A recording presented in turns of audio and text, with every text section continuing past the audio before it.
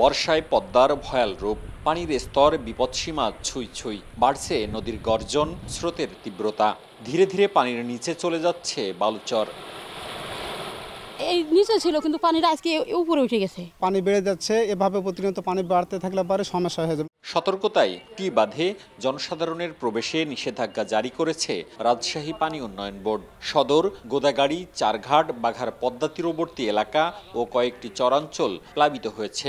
বসতভিটা, কৃষি জমি নিয়ে আতঙ্কে স্থানীয় বাসিন্দারা। আমাদের দোকান পাশার ছিল, দোকান পাশার সব ডুবে গেছে, কিছুটা মালপত্র হয়তো আমরা পার করতে পেরেছি। নদীর এলাকায় যারা ব্যবসা করতাম সবাই ডুবে যাচ্ছি, কিছুদিনের ভিতরে সব কিছুই বন্ধ হয়ে যাবে।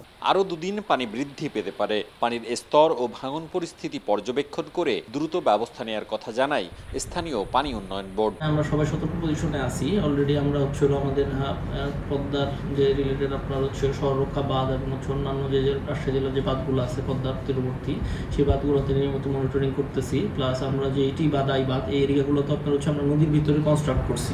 রাজশাহী পয়েন্টে পদ্মার পানির বিপদসীমা 18.05 মিটার। পানিতে রাজশাহী নগরীর ওপারে ভারত সীমান্তের চর খিদিরপুর ও খানপুরের বেশিরভাগ অংশ ডুবে গেছে।